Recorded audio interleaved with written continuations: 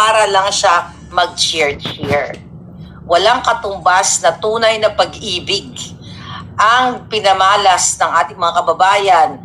Magsimula doon sila brother, sila Bishop, sila Mayet na nakita ko, nagkasama kami, nag-check-in din kasi kami sa Marriott.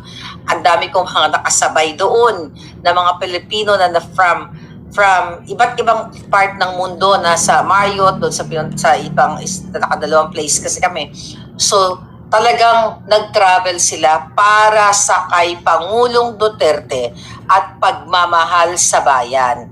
Kasi pag sinabi mong mahal nila si Pangulong Duterte, mahal nila si Vice President Sara, mahal nila yung Pangulong Duterte, ang pamilya Duterte, kaya nandoon sila, ang ibig sabihin nun, mahal nila yung bayan.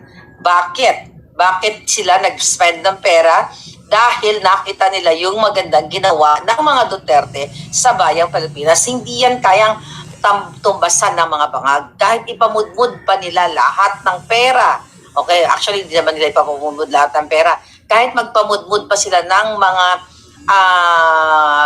ng mga barya-barya sa bawat Pilipino, 500, 1,000, 2,000, 5,000, hindi po kayang pantayan ang ipinamalas na pagmamahal ng ating mga kababayan dyan sa ICC at sa iba't ibang bahagi ng mundo. Ako nga po, may invitation ako sa mga taga-Belgium, sa Croatia, sa UK, in-invite nila ako. Pero hindi talaga kaya ng katawang lupa ko dahil dung Saturday dyan, doon yung time na umalis ako talaga. Dapat nga dadaan pa kami nung may event kasi dyan, hindi na kinaya dahil talagang hindi na kaya ng time namin. But don't worry at you'll never know, makabalik din ako agad dyan at makatravel sa iba't ibang panig ng mundo kasi ang dami talagang invitation. Mga Miss Marlica, please come here. May ganito kaming event. Hanggang ngayon, patuloy ang kanilang mga events. So, gusto ko lang sabihin sa inyo na nakakataba, puso, nakakatuwa, na nakakaiyak. Yung talagang, mixed emotions eh. Happy kami dahil pinakita ng milyong-milyong Pilipino sa iba't ibang bahagi ng mundo ang pagmahal kay Pangulong Duterte, ang pag-celebrate only the former President Rodrigo Roa Duterte ang nakagkaroon ng ganyang celebration in history sa ating bayan. I don't know, maybe in the world. Diba? Walang ganyan si Bangag. Dahil si Marcos Jr. ay isang addictus. Walang magtsatsaga na Pilipino na mag-spend ng pamasahe sa iba't ibang panig ng mundo, mapunta lang kung sa, let's say, sa Dahig, sa Netherlands, kung ang presidente mo ay bangag. Isinusuka ng Pilipino si Marcos Jr. sa lahat ng kanyang panggigipit. Diba? Puro panggigipit, puro pangingidnap. Ang kapal ng mukha ng buwaka ng inang yan at 10 ng mga kasamahan niyang mga mananagot kayo sa bayan. Lahat kayo, tandaan ninyo. Sabi nga, ay bilog ang mundo.